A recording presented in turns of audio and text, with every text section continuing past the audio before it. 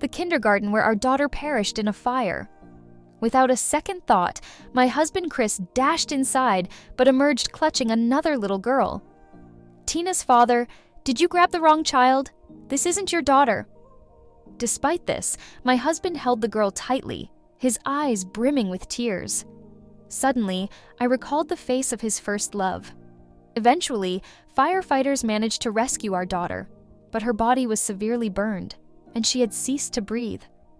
The hall echoed with cries. At its center was a picture of my daughter. "It's such a tragedy. She was only 5, someone lamented. "Enough."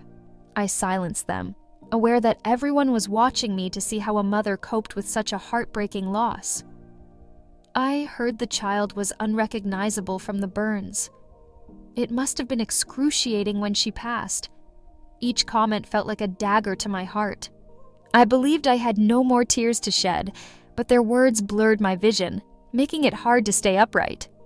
Chris knelt beside me, staring blankly at our daughter's photo, showing even less emotion than the onlookers. I heard whispers behind me. Chris never cared for Dolores. With the child gone, their high-profile marriage is likely over. Yes, Dolores brought this upon herself. She pursued Chris to Mexico and then threatened him with the company. A forced marriage can't be happy. Chris and Flora were meant to be. Now that their only child is gone, he'll definitely leave her. But the child was so young. You don't understand. In these powerful family alliances, the child is just a means to maintain the relationship. Now that she's gone, Chris will return to his true love. Tears streamed down my face as I forced a smile. During college, Chris and Flora were always in the spotlight. Flora excelled academically and was charming, making their relationship the talk of the campus. When Chris was arranged to study abroad, Flora was instructed to stay, but she pursued him overseas, leading to their forced marriage under the guise of a family alliance. Everyone knew Chris despised our union. After our wedding, he was rarely present, except on our wedding night. I had to rely on Flora for information about him. Initially, I confronted Flora out of anger, but Chris confronted me instead. "The marriage is over. The Liu and Shen families are benefiting the most. What more do you want? Can you leave Ruzi alone?" After that, I never returned. In our troubled family, our daughter became insecure, always sensing who truly cared for her. She longed for her father's love, but never dared to approach Chris, watching him with wary eyes.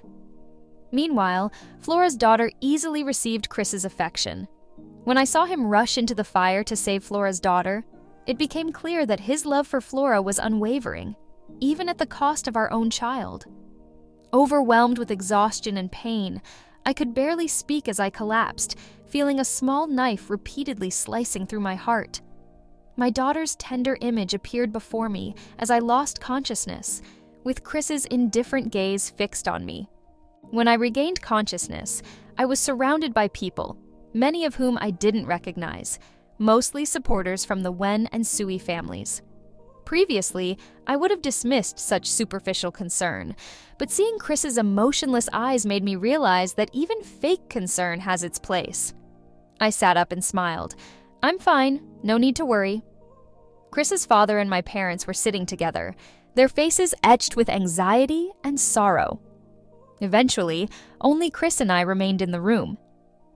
"Have you ever felt any regret or guilt, thinking that if you had held our daughter instead—" Chris looked up, tugging at his tie. "Flora's daughter was closer to me. In that situation, I had to choose the safest option." I smiled weakly. "Is that so? It seems you didn't have any selfish intentions. I must have misunderstood you." Sensing my implication, Chris's expression darkened. "Dolores, the most important thing now is to arrange Tina's funeral properly and not dwell on these baseless thoughts." My phone buzzed. I glanced at it. It was a photo Flora had sent, showing her daughter smiling brightly with Chris holding her. The image filled me with anguish and suffocation. My hand tightened around the phone. While Flora's daughter survived, my daughter did not. At 5 years old, her life was cut short, and in her final moments, she saw her father saving another child. Her desperate, burnt hands reached out for help amidst the flames. What despair and fear must she have felt? "Chris, Flora's daughter needs you too. You don't need to stay here with me wasting your time." Chris frowned. "Dolores, I've told you many times not to involve Ruzi in our issues. Can't you speak properly?" I pulled the blanket over myself, turning away. "I am speaking properly. Please leave. I need to rest." Once, I yearned for Chris's comforting words and gaze. Now, even with him beside me, I felt nothing but suffocation. After Tina's funeral was arranged, Chris's close friend Mateo visited me. Mateo had never liked me when I was with Chris. Unlike his friendly interactions with others, he always avoided me. Wherever he went, I wasn't there, and vice versa. However, Tina had been particularly fond of him, and Mateo had been more patient with her than Chris ever was. Now that he was here, he likely intended to question me, something I wanted to avoid. "If you have something to say, just say it. If you're blaming me, I don't want to hear it and I don't need to." Mateo's eyes flickered. "I'm not here to hurt you when you're down. Tina was innocent. My dislike for you doesn't mean I'd harm you like this." "I know Chris didn't save our child. If anyone's to blame, it should be him, the father." I sat on the couch looking out the window. Since Tina's death, hearing Chris's name made me feel suffocated and powerless. All my past efforts for Chris now seemed like a joke, with each memory silently mocking me. "I just wanted to check how Tina's mother is doing," Mateo said softly. I looked up to meet his gaze. "Also, as a concerned friend of Chris." I laughed bitterly. Since that day, I haven't seen Chris, and now it's his friend showing concern on his behalf? No, thank you. We're getting divorced. What's the point of staying in such a marriage? I once believed that having a child would make Chris focus on our family. My daughter never felt the fatherly love others did. Now, Tina is gone, and the pain of losing her has made me realize how absurd this marriage was. A union that should have been built on love has lost its foundation, leaving only a cold, collapsing ruin. Mateo's expression froze for a moment as the door opened. Chris's usually detached face showed a rare shift in emotion. "You want a divorce?" he asked, frowning. "Who allowed you to make such a decision?" Mateo and Chris exchanged glances. Chris's frown deepened, but he remained silent, staring directly at me. "If you get divorced, what happens to the alliance between the Liu and Shu families? Isn't that what you wanted? Now you're saying you don't anymore? Interests? I never cared about those." Chris then answered his phone quietly. "Hold on, I need to get a document. You can take Maddie around and I'll come get you later." As he spoke, his detached stare stayed fixed on me. Maddie Flora's daughter is named Madeline. I managed a forced smile. Chris grabbed the document and left, remarking, "Stop making decisions without thinking them through. Tina's death made me see things clearly. Chris, I've been completely wrong all these years. From now on, I won't hold on to this anymore." When Mateo departed, he gave me a business card. "You should see a doctor. Your condition is alarming. Don't neglect mental health issues. This is a trusted friend of mine, a reputable physician. If you need help, just reach out to him. If that's not possible, you can call me. I just want to ensure you're okay for Tina's sake. Don't overthink it." I nodded and took the card.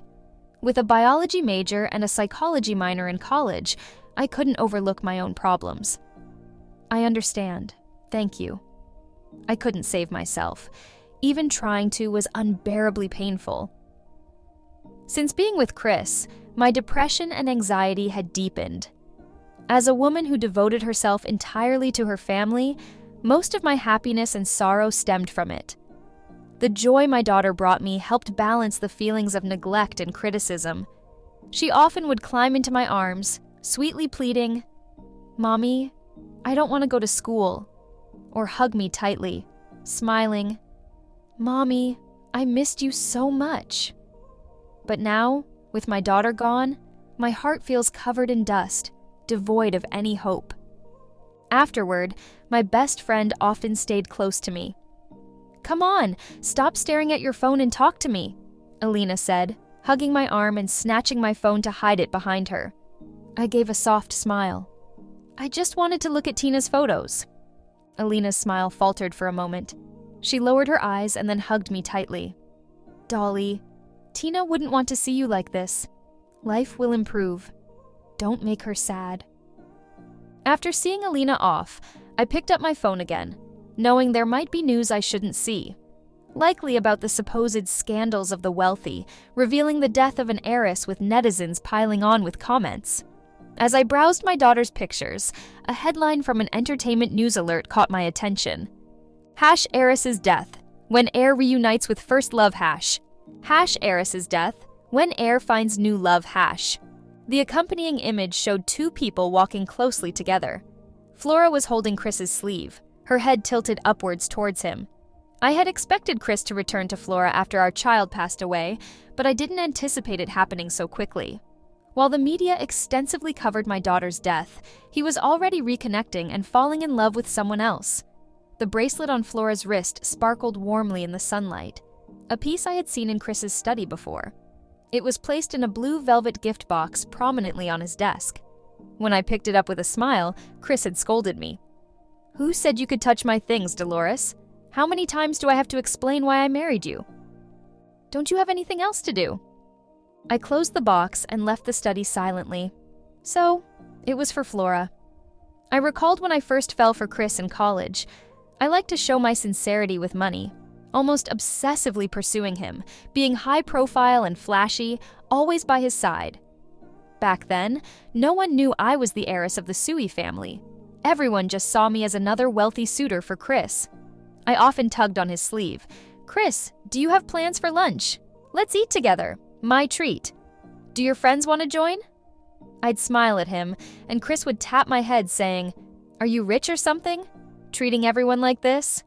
I'd pout, "If I run out of money, can you cover me?" At that time, I believed Chris genuinely liked me, allowing my feelings to grow wildly, ignoring any rumors about Flora. I arrogantly saw no other girl around him as a threat. Later, Chris became more impatient and cold towards me.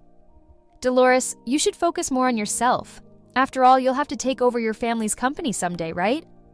When a reporter revealed my identity, it caused quite a stir at school. I never thought Chris would use it as an excuse to distance himself from me. I forced a smile. "Take over what? Are you angry?" "I should have told you, but I feared it would create a rift between us."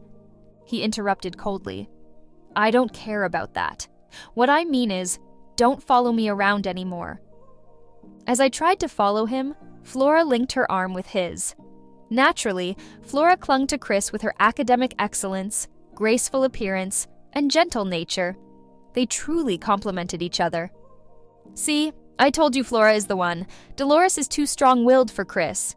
"Yeah, Flora and Chris have known each other for a long time, right? They're a perfect match. Dolores is too high and mighty. She's not suitable for someone like Chris from an ordinary background." I genuinely believed it was my family that pressured Chris. I endlessly explained myself, trying to please him in countless ways, but he remained cold. Until just before graduation, I met Chris at an auction within our social circle and realized he was actually quite wealthy. I never gave up pursuing him. When I heard he and Flora would part ways as he went to Mexico to study, I naturally pursued him relentlessly. I believed my sincerity could win his heart, or at least, time would make him love me. In the end, I forced him into marriage with the allure of family benefits. Now, I understand that some things don't work out just because you persist. My daughter's death was a wake-up call. I picked up the phone and called Lawyer White.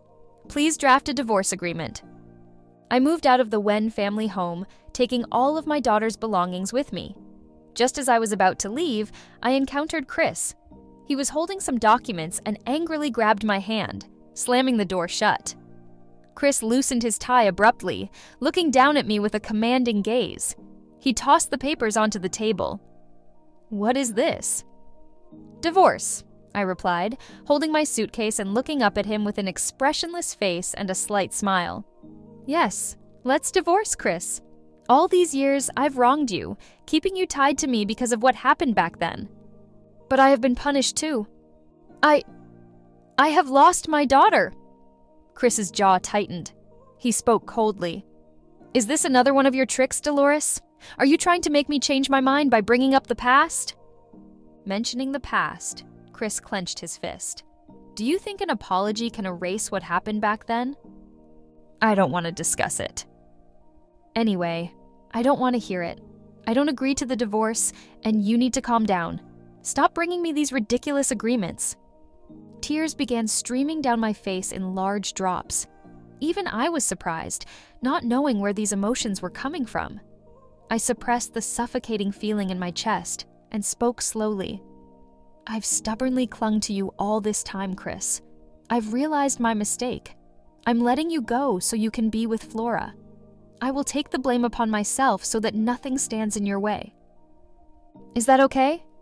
Chris stared at me for a long moment. After prolonged silence, he seemed to smile. Dolores, I'll ask you one last time. Do you really want a divorce? I nodded without hesitation. Fine, divorce it is. I gave you a chance. Dolores, if you ever come back to me, I'll only look down on you. With sharp strokes, he signed the divorce papers and walked away. Flora visited me, bringing her daughter and carrying a fruit basket. Dolores, long time no see. Indeed, it had been a long time. Since I went to Mexico with Chris, I hadn't seen Flora. Back then, when I heard people say Chris liked Flora, I confronted her. Flora, are you dating Chris? Flora smiled at me. I'm not comfortable answering that. Sorry, I replied with a smile. Then I'll assume there's nothing between you two. Flora's expression stiffened. She forced a smile. Miss Xu can think that way, but others might not. Besides, you've been pursuing aging for so long. If there was a chance for you two, wouldn't it have happened by now? If he really liked you, why would he let the rumors about us persist? I pretended not to catch Flora's insinuation. It doesn't matter. As long as you're not together, I still have a chance. Looking back, I remembered my arrogance and confidence back then. Now, it felt like a joke. Flora seemed to have shed her previously thin and frail appearance. She now appeared glowing and healthy, much like a carefully nurtured indoor plant. Throughout all these years, even after our marriage, Chris never ceased to care for her. I had been completely mistaken. Dolores, I mean no disrespect. I'm here to offer some advice. Gazing at her daughter's pure expression, a sharp ache pierced me. If my Tina were still alive, she would be just as charming and beautiful. Go ahead and tell me what you need to say, Flora. Flora tucked a strand of hair behind her ear. I understand that losing your child is excruciating, but Chris is hurting as well. You've kept him close for so long. It's time to let him move on. She gently caressed her daughter's head, almost provoking me. Don't you understand? The one who survived is my daughter, who isn't biologically related to him. Flora's words cut me deeply. Let us be, Dolores. He never truly loved you, and now you've lost your only leverage. Why degrade yourself? I responded coldly. My child was never a pawn. If you continue to bring up my daughter, I won't hesitate to kick you out. Flora's expression shifted. And if you and Chris are so in love, why did you come here to ask me to leave? She clenched her fists, her face turning pale. But I won't go into that.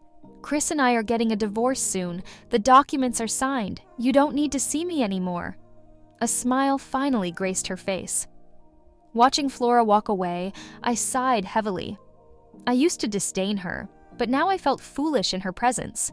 After years of vying for Chris's affection, losing my daughter made me realize how misguided it was to cling to an unattainable love. After finalizing the divorce with Chris, I immediately left the country, deciding to start anew abroad. Mateo accompanied me. I leaned on the railing, taking deep, heavy drags from my cigarette. The swirling smoke and the bouts of coughing momentarily eased my sorrow. Why do you keep following me? If you despise me, just say so. I don't have the strength to handle you. Please leave me be. Mateo gazed silently at me for a long moment before whispering, You know you're not okay, right? Why don't you consult a doctor?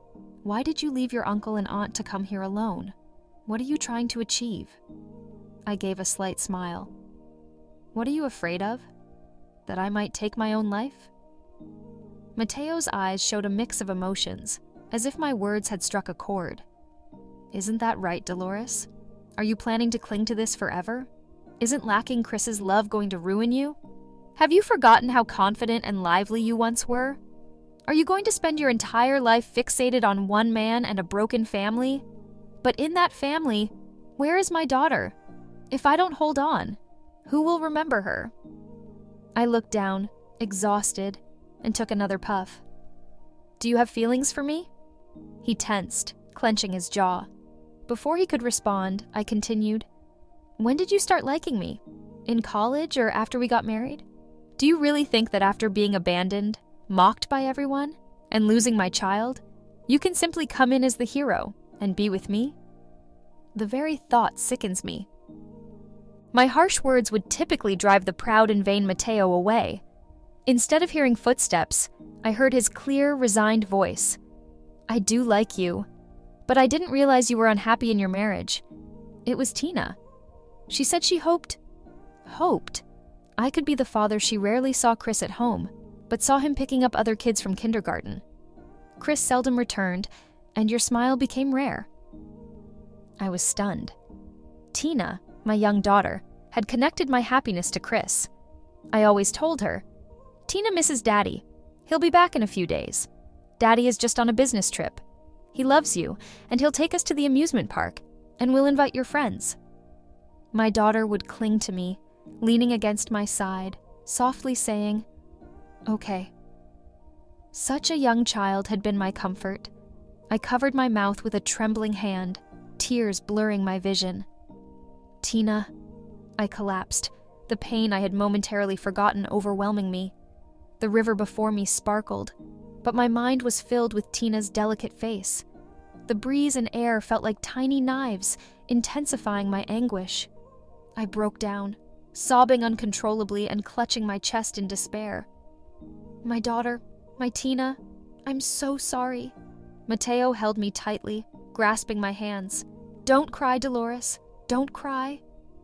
Upon returning home, I was searching through my daughter's belongings when I stumbled upon a letter I had written to Chris. Back when I was pursuing him, I had tried every possible way and approach, always sincere and genuine. The letter spanned many pages, filled with my feelings for him. Later, the letter was returned to me unopened. Flora had given it to me, saying, Sorry, Dolores. Chris asked me to handle some of his trash, and when I saw your name on it, I thought I'd bring it to you. Despite my pride, I couldn't bear Flora's mocking gaze. I grabbed the envelope and tossed it into the trash can. No need. If he doesn't want it, just discard it. After Flora left, I cried alone for a long time before tearfully retrieving the letter from the trash. I kept it until now, never opening it again. Reflecting on my past mistakes seemed like a way to wake up, I suppose. I opened the envelope and read it to the end, where I had written my closing line. So, Chris, can I stay by your side? I scoffed and was about to discard it when I noticed familiar handwriting on the back of the last page. It was Chris's handwriting. It read, Dolores, I will never love you. Don't hurt yourself. There's no need to waste your time on me. If I had seen that back then, would I have hesitated? Could it have changed my current situation? I chose not to dwell on it. I took out my daughter's clothes and toys, placing them beside me. I couldn't find her favorite music box, likely left at the Wen's house, and was about to call Chris when a message appeared on WeChat. It was from Flora. The photo showed Flora's daughter sitting face to face with Chris. Chris was smiling, and the girl held Tina's music box while Chris gently patted her head. Feeling a lump in my throat, I dialed Chris's number. His clear voice came through the phone. I told you, Dolores, I'll always look down on you. If you're trying to reconcile, I interrupted him. Give me back my daughter's music box. What music box? The one Flora's daughter is holding. Chris paused. It's just a music box. You took so many of Tina's things. This child likes it, so I let her use it. I took a deep breath. That's my daughter's possession, Chris. You can't just give it away. You have no right. Fine, if you want it, come get it yourself. I purchased a ticket to return to the country the next day. Mateo insisted on accompanying me. I felt annoyed. "Mateo, do you have feelings for me?" I asked sharply. "When did you start liking me? In college or after we married? Do you really think that after being abandoned, ridiculed by everyone, and losing my child, you can simply be the hero and stay with me?" These words seemed familiar, as if I had said them before. Mateo grabbed my arm, his eyes filled with concern. "Dolores!" My fingers trembled uncontrollably, but I couldn't remember when it had happened. I desperately tried to recall, but the memories had faded, leaving a void. Tears streamed down my face as Mateo held me tightly. "We're going to the hospital. We're leaving now." Diagnosed with dissociative amnesia and severe depression, I stared at the medical report for a long time. I attempted to curl my lips into a mocking smile, but felt utterly drained. Mateo gripped my hand tightly, more anxious than I was. "We'll get treatment, okay? Let's do this for Tina." A glimmer of hope appeared in my eyes as I remembered the times Mateo took Tina out to play. "Uncle, can we ask Mommy to join us? I want the three of us to go out and have fun." Mateo usually glanced at me without showing emotion, then gently pinched Tina's cheek. "Your mommy doesn't really want to go out. Uncle will take you, and we'll enjoy even more fun together, okay?" Back then, I never really looked into Mateo's eyes. Now, I realize it was just as before. His gaze always showed a touch of curiosity, anxiety, and kindness. I agreed with a nod. Dissociative amnesia was more severe than I had imagined. It was raining that day. Mateo and I were taking a stroll when the light drizzle intensified into a heavy downpour, forcing us to seek refuge under a pavilion. In a foggy state, something suddenly clicked in my memory, and I grabbed Mateo's hand. "It's all your fault. You pushed me to go out, and I forgot to pick up Tina." Mateo's face went pale, his eyes shaky. "Dolores, where are you going to get Tina?" I frowned and shook him off. "What do you mean? I brought Tina to Germany to play and left her with the Smiths. Don't you recall?" Mateo clutched my hand tightly, his expression in agony. "Dolores, you're unwell. Tina is missing." "What are you saying, Mateo? You're the one who's ill." A car sped past. A girl with black hair appeared in my line of sight, her eyes wide with panic. She held a beautiful doll and stood frozen in the middle of the road, terrified as the car approached. The girl's face reminded me of Tina. My heart ached and I hurried towards her. "Tina!" The car grazed my arm, leaving a bloody mark on my elbow. The girl screamed, and I finally saw her clearly. It wasn't Tina. She had Asian features. Her parents quickly took her away. Mateo knelt beside me, his suit drenched and hair dripping. He held me close. Dolly. Leaning on Mateo, I felt drained and placed my hand on his arm. I remember now. Tina is gone. When I regained consciousness, I was in a hospital bed. I frowned, rubbing my sore head. The room was empty, but arguments echoed from outside the door. I pulled back the covers, stood up, and approached the door. A familiar voice reached me. "Mateo, what do you mean?" "Do I need your permission to see Dolores?" "You're divorced now. You have no ties with her anymore." "I'm still her ex-husband, someone who lived with her for many years." The man's voice was low and angry. "Step aside. I don't want to discuss your relationship. I just need to know why she's in the hospital and how she's doing. Chris, you're marrying Flora, right? Do you think she wants to see you now? My personal matters are none of your concern." "Mateo, if you keep blocking me, I need to ask how long you've been obsessing over Dolores." Suddenly, there was a loud crash. Someone had likely been hit. I gently opened the door and saw the two men struggling. They both stopped and looked at me, then awkwardly released each other and straightened their clothes. I noticed a bruise on Mateo's lip and reached for his sleeve, frowning. "Did you get hurt?" Mateo pressed his lips together and nodded. The man facing me, Chris, stared intently. Curious, I turned to Mateo. "Who's this?" Mateo froze, his emotions flaring. He grabbed my hand, almost laughing angrily. "Dolores, are you trying to mess with me by playing games?" I pulled my hand away, pressing my lips together in annoyance. Chris glared at me, his anger evident. "Say something." Mateo stepped protectively in front of me, speaking calmly. "Do you know why she's in the hospital?" Chris stiffened. "Dissociative amnesia. She forgets traumatic events." "Chris, she's forgotten you but remembers me." Chris's pupils narrowed as he looked at me intently. How could she forget me?" I interrupted. "Mateo, come with me inside. My back hurts a bit, probably from yesterday's fall." Mateo nodded. Chris grabbed my arm. "Dolores, I'm not marrying Flora, and I didn't discard the things you left at home. I can help with your treatment. I have more free time now. I kept our daughter's music box, waiting for you to return." Without looking back, I entered the room. "Sorry, I don't remember you now. Let's discuss this when I do." I sensed Chris was still behind me, his gaze piercing like a relentless thorn. I still remember clearly. I looked up at Mateo.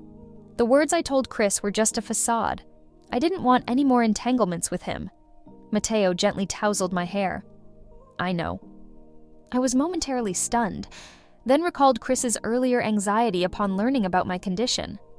When we first married, I eagerly awaited his return home every day, but he was always busy with Flora.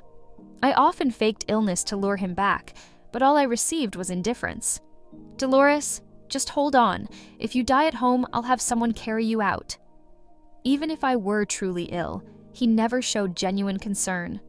Only Tina would hold my hand with her tiny fingers, pressing her soft cheek against mine, softly calling me Mommy. Tears streamed down as I thought of Tina. The only thing I felt was endless sorrow and pain. What kind of mother could live peacefully after losing her daughter? I couldn't, and I didn't know how. My amnesia and depression had somewhat improved, but I frequently dreamt about the day my daughter left. In my dreams, she cried for help during the fire, desperately calling for her father, only to watch her body burn while her father saved someone else's daughter. Tina loved watching cartoons. The educational stories in them always led her to ask many questions. Once, she asked me, "Mommy, if I get sick, will you protect me?" Our Tina won't get sick, but if you do, Mommy will definitely protect and take care of you. What about Daddy? Daddy will surely protect you too, no matter when. In my dreams, the scenes would eventually change to Tina laughing and jumping into my arms. But as soon as I reached out, she would vanish. I would wake up abruptly, gasping for air with tears streaming down my face. "Tina, will you blame Mommy?" "It's Mommy's fault." "I'm sorry, my dear." Flora called me over a dozen times before I finally answered. "What's wrong?" She sounded frantic and accusatory. "Chris was in a car accident." I gripped the phone tightly. "So what? What does that have to do with me? Do you want me to go see him?" Flora took a deep breath. "Dolores, I know you resent him for not being able to save your daughter, but now he's critically injured. If you have any conscience left, you should come see him." "I didn't hit him. Even if I had, I wouldn't have that kind of conscience. But he was racing because he discovered your illness. He deliberately crashed into the mountainside and might not survive." There was a long silence. I could hear Flora's sobs on the other end. "Dolores, I never should have fought with you. Chris never loved me." I frowned. Flora continued, "Do you know why I was able to take advantage of the situation in college? Do you know why, no matter how hard you tried, you could never win Chris's love? Have you ever considered your identity, Dolores? Your mother was once the company president. Did you know that? And the person who competed for the same position and died the same year? Was Chris's mother Deborah?" I tightened my grip on the phone. "What do you mean? Are you saying my mother caused Chris's mother's death because of work?" Flora's voice was urgent. "In any case, that's why Chris stayed by your side but always pushed you away. He believed our daughter was just a tool I used to keep him. Suddenly, everything seemed absurd. He's on the brink of death now. I hope you can come see him. He's a victim too. He lost his mother when he was 14. Dolores, you..." I suddenly cut Flora off. I never prevented Chris from sharing those secrets. Moreover, I don't think my mother would act in such a manner. Our relationship with Chris concluded when my daughter departed.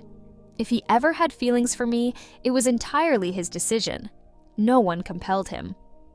Later, Mateo handed me the music box along with a letter from Chris. In his writing, he appeared transformed, the letter extending into a lengthy confession, as if he feared he might never speak again. "I'm sorry, Dolores. On the day of my car crash, Dad was in tears. He mentioned that I kept bringing up your name. After much hesitation, he finally revealed the truth about my mother's passing. They were arguing because my mother wasn't paying attention, leading to the fatal accident. I'm sorry, Dolly. I'm sorry. I could never fully accept my mother's death and ended up directing all those tangled emotions towards you. I love you. From the moment you came into my life, my thoughts were always on you.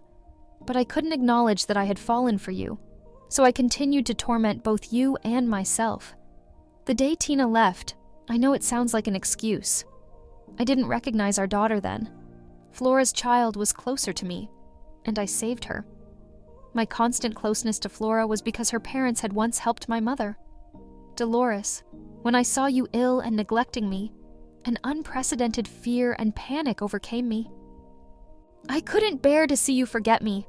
I'm sorry. I realize that saying more won't help. This car accident is my way of making amends. I've lost my legs and will never be able to stand again. Would you turn back one last time out of pity for me? I folded the letter and handed it to Mateo, instructing him to dispose of it. There was no need to respond. While there might have been love between Chris and me, I no longer wished to dwell on those emotions. My obsession belongs to the past. Chris's remorse and attempts at redemption no longer concern me. I simply want to live a good life, for Tina's sake. 3 years later, I encountered Chris once more. By then, my dissociative amnesia and depression had largely healed. I was walking with Mateo in Cologne Square, who was pushing a wheelchair. When our eyes met, Chris stood frozen, staring at me without blinking. I held onto Mateo's arm, gazing down at Chris without showing any feelings. Chris had his hands tightly clasped on his knees, his expression a blend of avoidance and uncertainty. Yet he still spoke. "Long time no see." I nodded and replied, "Long time no see.